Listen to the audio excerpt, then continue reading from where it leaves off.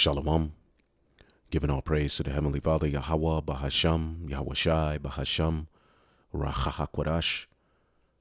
Double honors to the apostles, the elders at Great Millstone who rule well. Peace and salutations unto the elect. And I wanted to deal with a question I was asked on a point I made in one of the previous videos dealing with, America, meaning bitter. All right. And also here in this letter that Jeremiah wrote to the captives at Babylon, here in Jeremiah, the 50th chapter, which we know this Babylon that Jeremiah is speaking of, okay, is not speaking of ancient Babylon.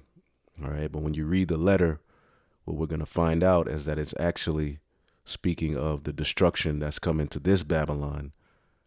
And we are those captives at Babylon to whom this letter would be read by in the latter days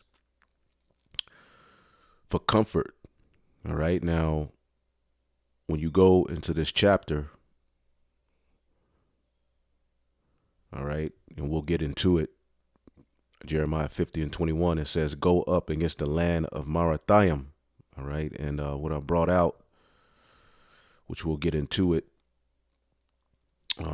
the word Marathayam, okay, double rebellion, and it's another name for Babylon. Okay, but when you go to the root word, okay, Mara, all right, within the name America, all right, it's rooted in this very word. And what does that mean? Bitterness. So for years, the apostles, in specific, Apostle Gabar would speak on how America meant bitter. All right. And I remember one day the Spirit jumped on me to go through it. And I did a lesson on it, but the Spirit has jumped on me to go through it again.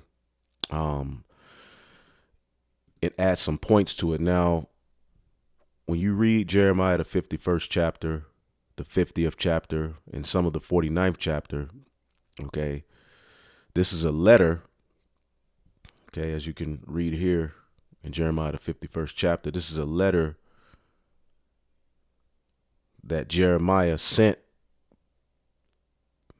Okay, right here, Jeremiah 51 and 59. As a matter of fact, just start here at 58. It says, thus saith Yahweh of hosts, the broad walls of Babylon shall be utterly broken, and her high gates shall be burned with fire. And the people shall labor in vain, and the folk in the very fire, and they shall be weary. Now, when you look at how ancient Babylon was taken down, okay, there were some skirmishes, but pretty much when you read Daniel, the 5th chapter, okay, pretty much that Neo-Babylonian empire was what?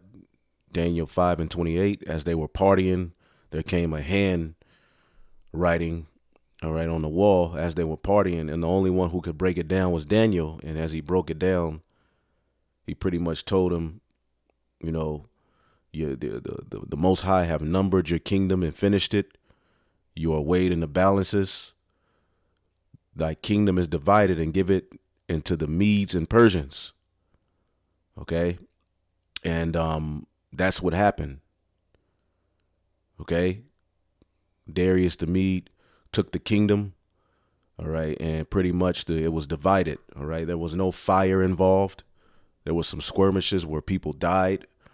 All right. But that's pretty much it.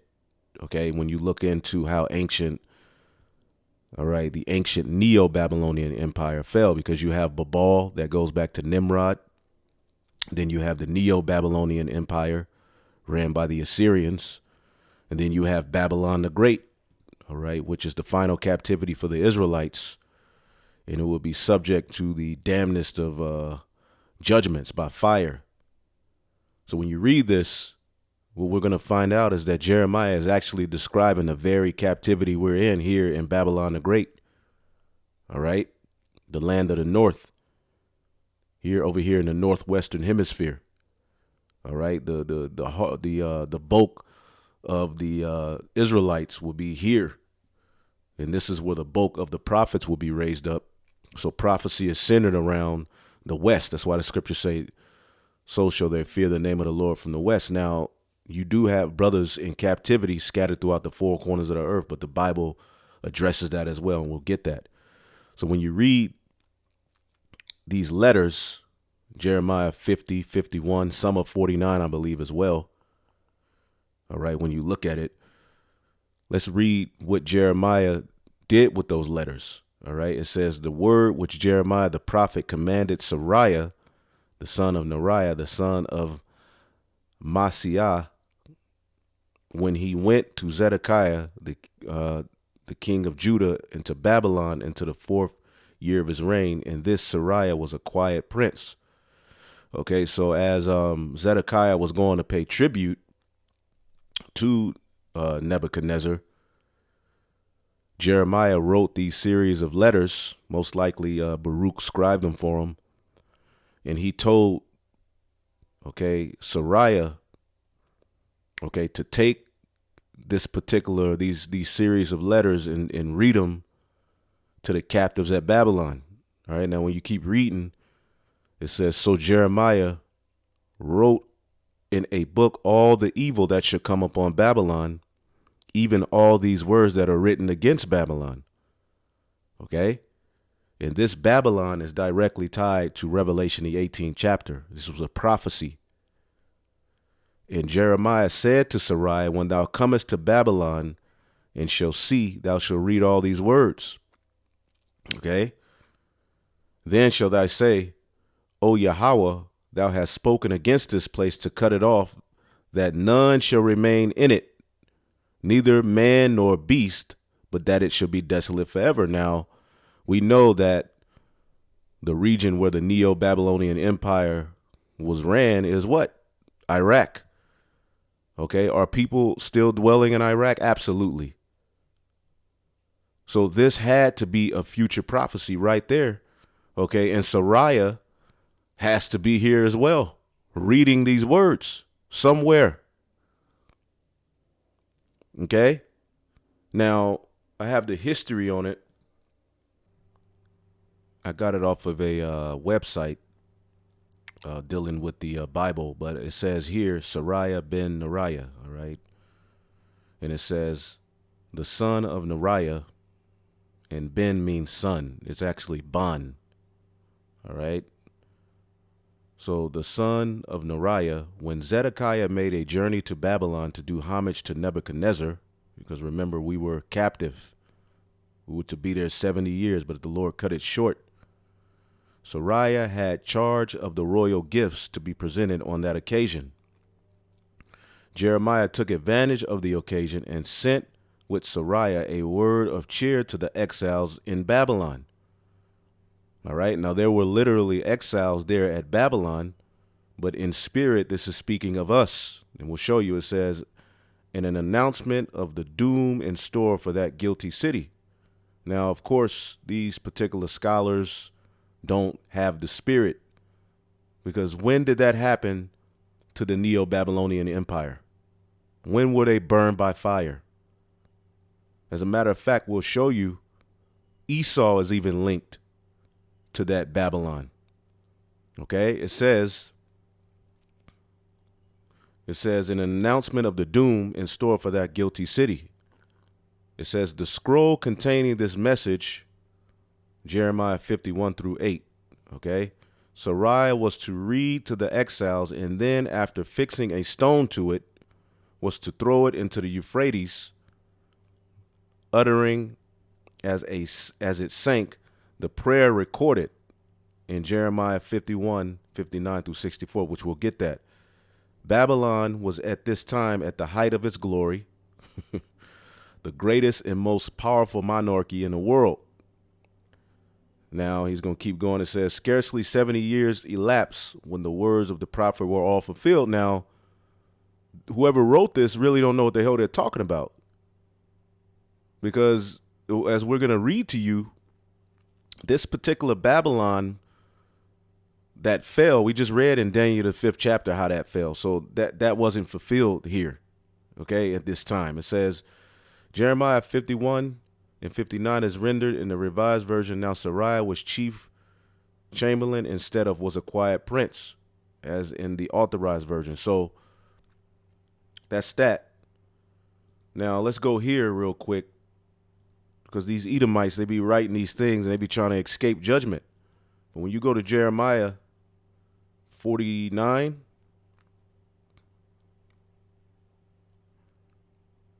just to get to the point, he gets on Edom, right?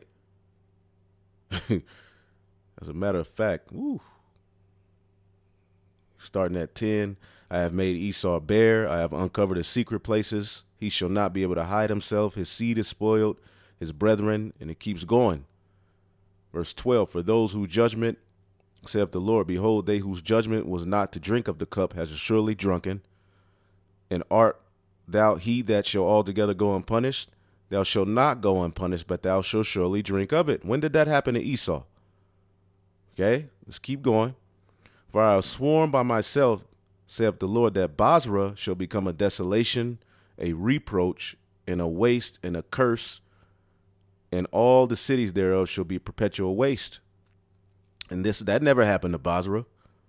So this is in spirit speaking of the same thing that's talked about in the 51st chapter, but you have to have the spirit to see. Now, I'm going to just go to the point. Jeremiah 49 and 17, also Edom shall be a desolation. Every one that goeth by it shall be astonished and shall hiss at the plagues thereof, as in the overthrow of Sodom and Gomorrah and the neighboring cities thereof, saith Yahweh. No man shall abide there, neither shall a son of man dwell therein. So right here you see Edom is linked to the judgment that's coming to this modern day Babylon. Also, always, we get Psalms 137. Okay, we always get this. Psalms 137 and 7. Remember, O Lord, the children of Edom in the day of Jerusalem, who said, race it, race it. And that was in that Neo-Babylonian captivity, even to the foundation thereof. O daughter of Babylon, who ought to be destroyed, happy shall he be that rewarded thee as thou hast served us. So we're going to get Esau back, but it's going to be through him ruling Babylon the Great, the daughter of Babylon. You see that? So going back to the point, in Jeremiah, the 51st chapter, in the 60th verse, so Jeremiah wrote in a book all the evil that shall come upon Babylon, even all these words that are written against Babylon. And Jeremiah said to Sariah, when thou comest into Babylon, which he did go back then, all right, but we know that which is then is now. Sariah would have to be here today, and shall see and shall read all these words.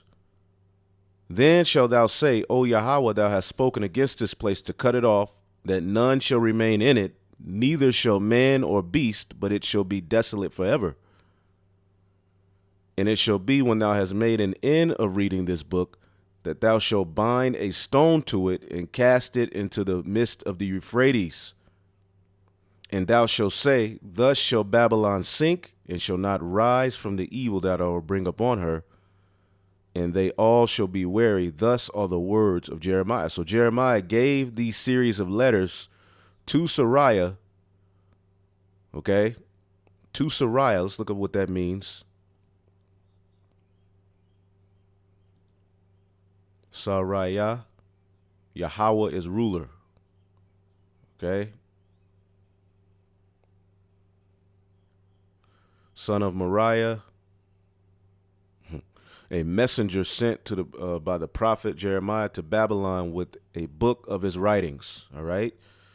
So to put everything in, link it all together.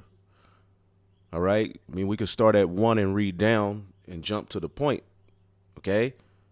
Jeremiah 50 and 1, the word that Yahweh spake against Babylon and against the land of the Chaldeans by the Jeremiah the prophet. Now we know Isaiah the 47th chapter, okay, sit down in the dust, O virgin daughter of Babylon, and it also calls it the daughter of the Chaldeans.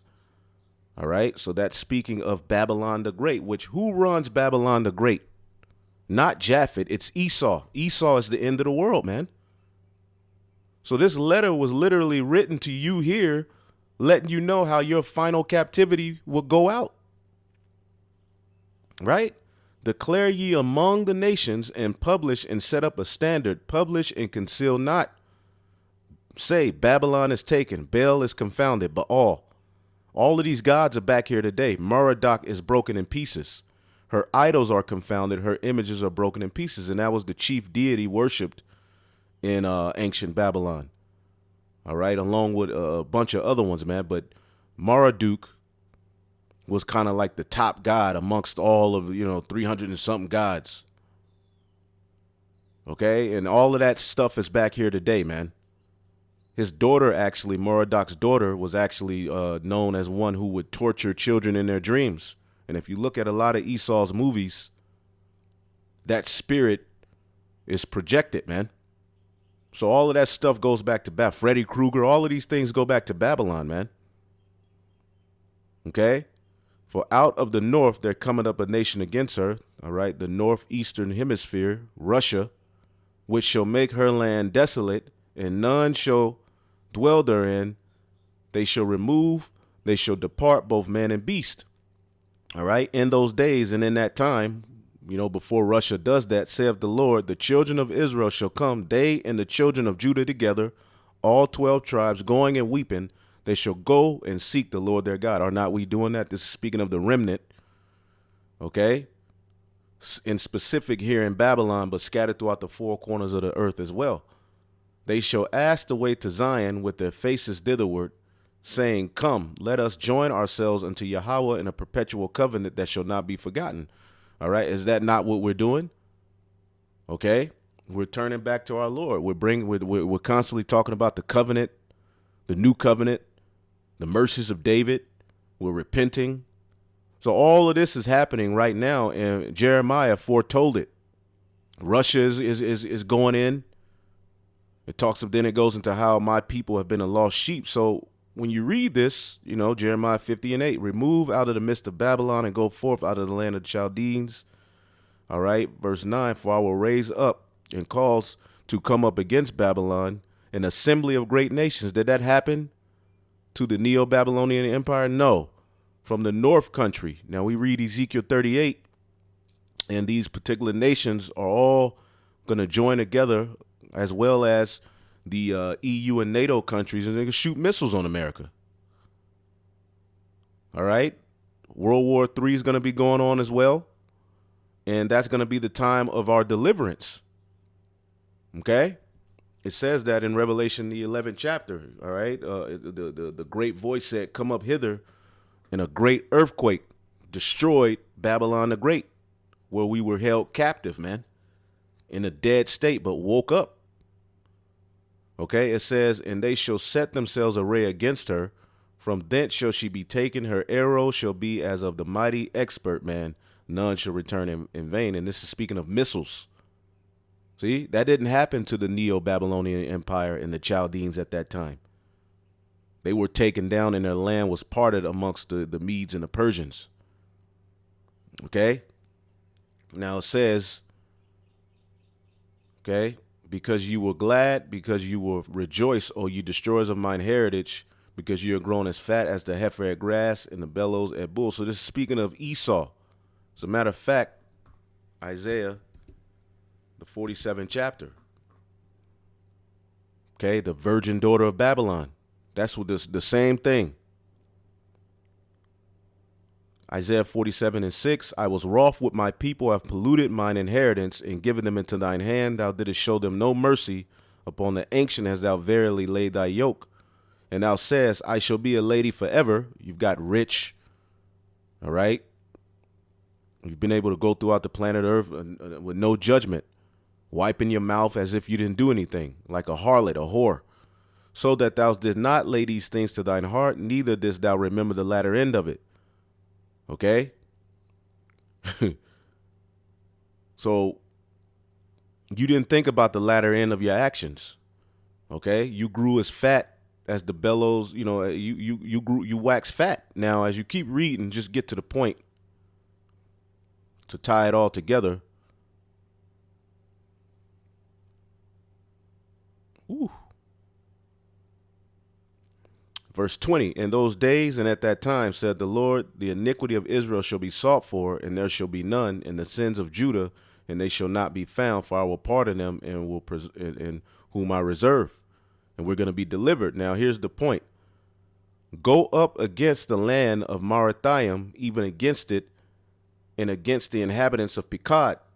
Waste and utterly destroy after them, saith the Lord, and do according to all that I have commanded thee. So when you get this word, as I showed you, it's just a code name for Babylon. Pekod as well is a code name for Babylon, but we're going to focus on Marathayam, because within Marathayam is the word mar, which goes back to what? America. That's what we're getting ready to show you. Okay, Marathayam. And there's so many other points in that Jeremiah 50 and 51, but I'm going to stick to the point. Now, Marathayam, as we showed you, it means double rebellion. Okay? Just like Miriam means rebellion. As a matter of fact, let me show you that. For bitterness.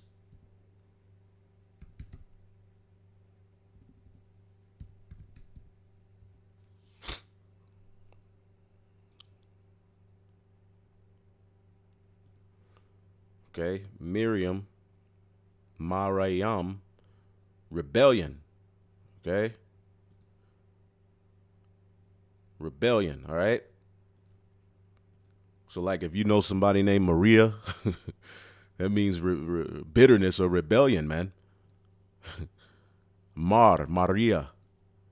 Okay, and that root is in America, which goes back to Amerigo Vespucci. Now, Marathayam, double rebellion, another name for Babylon. When you go to the root here, okay, mar, bitterness, and of harlot's end of wickedness. And we know, according to the Holy Scriptures, the harlot in Revelation, the 17th chapter, that sitteth upon many waters, the mother of all harlots, is Babylon the Great. So all of this ties in together. End of wickedness. Esau is the end of the world. Now, I'm going to just go through this real quick. How did America get its name? Today, America celebrates its independence. Our founding fathers drafted the adopted Declaration of Independence, declaring America's freedom from Great Britain and setting in motion universal human rights. Yeah, okay. While the colonies may have established it, America was given a name long before. America is named after Amerigo Vespucci. See, the Lord had it all planned out. And Jeremiah prophesied of this. Okay, the Italian explorer who set forth, all right, the then revolutionary concept that the lands that Christopher Columbus sailed to in 1492, all right, were a part of a separate continent. Okay, it says a map created in 1507 was the first to depict this new continent with the name America, a Latinized version of Amerigo. Amerigo. All right, so these devils were going throughout particular lands, rape, robbing, and murdering. You had the doctrine of discovery. Christians, right? Christian Edomites, okay, coming in the name of Jesus, stealing, rape, robbing, and murdering, man. John Calvin knows a thing or two about that, vocab Malone. And this goes into prophecy. Psalms 49 and 11, their inward thought is that their houses shall continue forever, and their dwelling places to all generations. They call their lands after their own names. See that? They go throughout the four. Even the elements are named after them. The planets are named after their gods. Okay? Leosippius Africanus. They took these lands and pretty much put their names on them, as the scriptures say. Okay? They called their land after their own names. And that's what they did with America. Now, It's the Italian root. Okay, I just typed it in here. English is bitter. Amaro, okay, in the Italian is how you would say that. All right, you go to the Spanish. Bitter. Amargo. Okay, amargo. Bitter. What do you see in there? Mar. Okay? Amargo. Okay? And also when you go into the scriptures and you look up myrrh, myrrh means bitter. As a matter of fact, myrrh, we know it as the resin that comes from the trees, but I'm gonna just jump to the point. From the Greek myrrha, from a Semitic source, compared Akkadian meru, Hebrew mar, Arabic myrrh, from the root meaning was bitter. And has not America been a bitter experience for us? Even the term nightmare, it is rooted in this mare, okay? Nightmare, mare, slang for a very unpleasant and frustrating experience. Okay, now when you get Daniel the 7th chapter, it told you about what that horn would do. Daniel 7:25, and he shall speak great words against the Most High, and shall wear out the saints of the Most High, and think to change times and laws, and they shall be given into his hand until a time and times and dividing of times. But the judgment shall sit, and they shall take away his dominion to consume and destroy it unto the end. And that's the end of our captivity. Our captivity ends, all right, through the fall of Babylon the Great, this bitter, this nightmare. And what's next? Okay, the kingdom. And the kingdom and the dominion and the greatness of the kingdom under the whole heaven shall be given to the people of the saints of the Most High, whose kingdom is an everlasting kingdom, and all dominions shall serve and obey him. You see that? So that's when a nightmare is over. All right, remember, we just read it, nightmare. Okay. Give me 1 second here. A very pleasant or frustrating experience. Shortened form of nightmare. Okay? And that's what this is. That's why it says here in Psalms 126:1, when the Lord turned again the captivity of Zion, we were like them that dreamed. Then was our mouth filled with laughter and our tongue with singing. Then they said among the heathen, the Lord have done great things. All right. Now, this is Job 10:1. My soul, now Job represents the nation of Israel. My soul is weary of my life. I will leave my complaint upon myself. I will speak in the bitterness of my soul. And we have this is a very bitter, especially once you know and understand the truth, it becomes very bitter. Okay, as the scriptures say, when you ingest this word, it's sweet in your mouth, but when you taste this word, it's sweet. But when you digest it, it becomes bitter in your belly. Because it's like, damn, we went off. Damn, these heathen ruling over us. Damn, it ain't supposed to be that way. You start to judge things and look at things differently. But even what we went through before we woke up as a nation was bitter. See, and that word bitterness,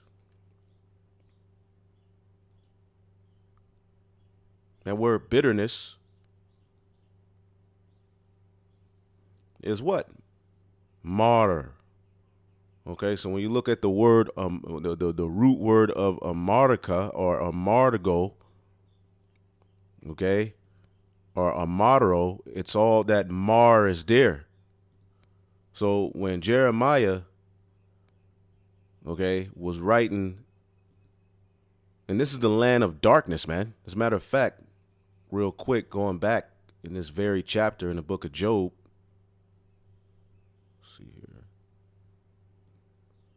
going to the end of the chapter, it says, verse 21, Job 10, before I go whence I shall not return, even to the land of darkness and the shadow of death. That's here in America. a land of darkness as darkness itself, and of the shadow of death without any order where the light is as darkness. This is a bitter experience for us, especially if you're spiritual. All right? If you in the spirit of Yahweh Shem Yahushua, this is a bitter experience. Why? Because it's no order. I mean, as Jeremiah described it, the land of Marathayam, the land of double rebellion. Okay? Which Nimrod's name was meant rebellion. And he founded Babel, all right? Confusion. Okay? Then you had the Neo-Babylonian Empire. Then you have double rebellion through Babylon the Great. See? And Mar is in it. Double rebellion. All right?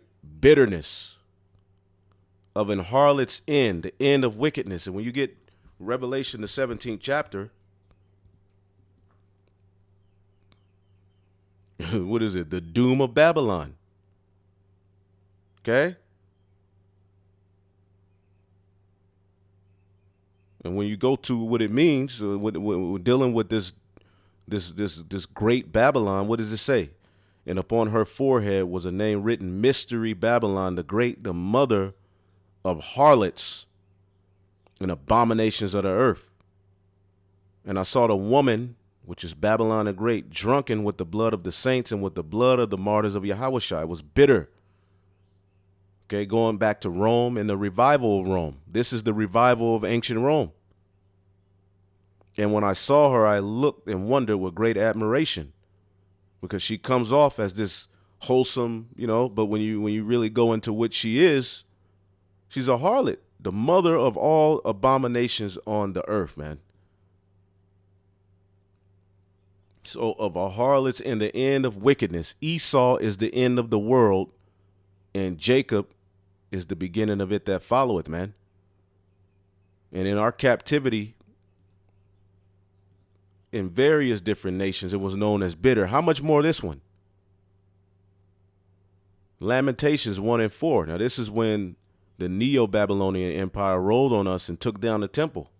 It was a famine, sent us judgment. Verse 4 says, the ways of Zion do more, because none come to the solemn feast. All her gates are desolate. Her priests sigh. All her virgins are afflicted, and she is in bitterness. See? So bitterness is tied to captivity, man. You see? And this is the final captivity, man. And the Lord just so happened to name it America. See that? The Lord just so happened to name this place America, which goes back to Amar or Amargo, which ultimately is bitter. So yes, America does mean bitter. And what makes it even more interesting is what the Lord put the spirit on Jeremiah, okay, hey, as he came, what did he say? As these nations that go up against the land of Marathayam, even against the inhabitants of Pekod, which, that's another name for it too. All right, to keep, to make stumbling blocks, because people, the Lord works like that, man. Hold up. Pekod means what? Pakadawad, visitation, and this place is going to be visited. Okay? A people in the Babylonian army, a tribe in the southeast Babylon and bordering Elam. It says here, a symbolic name for Babylon. So their army is going to be visited, man.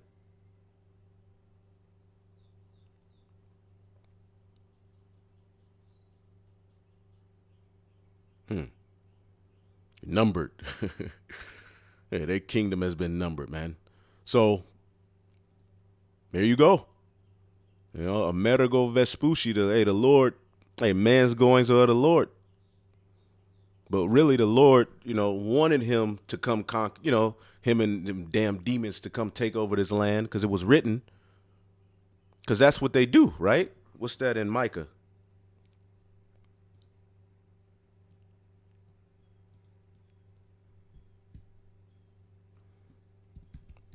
Micah, the 2nd chapter.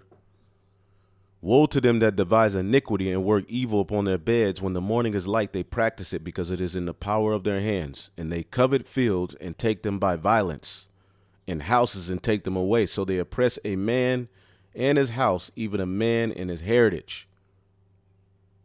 Okay? So they lie to you. They take your land. They remove the landmarks, which is against the law.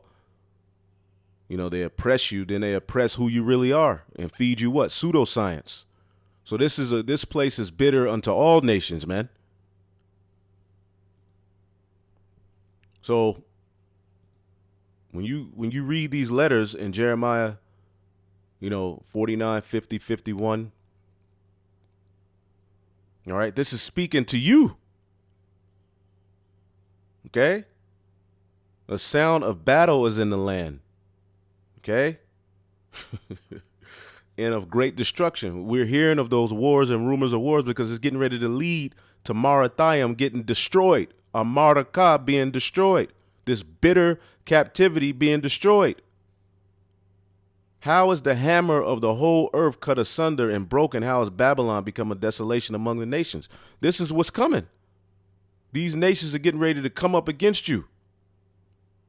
Call the archers against Babylon, Marathayam, and all that bend the bow. Double Babylon. Double, because Babylon means what? Confusion. This is double confusion. They took everything further. Double rebellion, man. So you would have to read the rest on your own. Hey, Jeremiah 50 and 46. At the noise of the taking of Babylon, the earth is moved, and a cry is heard among the nations, which takes you right here. That didn't happen at the time of the Neo-Babylonian Empire. That's happened. This is described in Revelation, the 18th chapter. Revelation 18 and 9. And the kings of the earth who committed fornication and lived deliciously with her shall bewail her and lament for her when they shall see the smoke of her burning. All right, standing afar off for the fear of her torment, saying, Alas, alas, that great city Babylon, that mighty city, for in 1 hour is thy judgment come. And we are citizens of this big, gigantic city that's divided into 10 parts by what?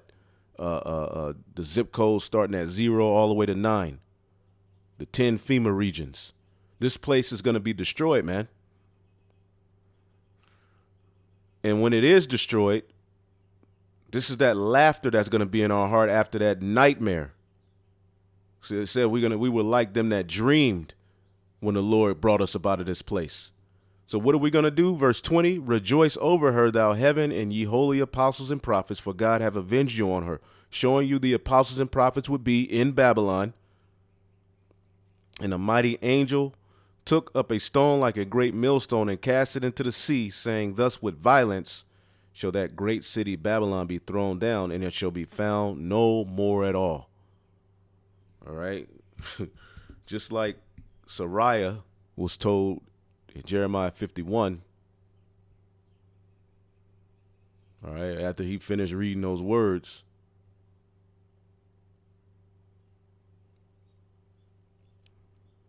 Jeremiah 51 and 63, and it shall be when thou hast made an end of reading this book, that thou shalt bind a stone to it and cast it into the midst of the Euphrates. So, hey, Sariah may be in great millstone.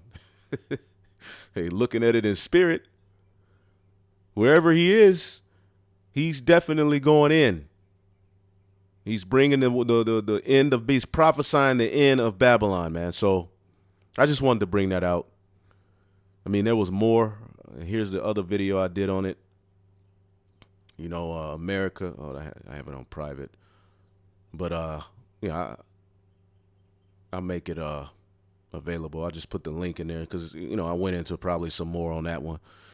So that's it, I just let you know here, America is a Latinized version of Amerigo, okay?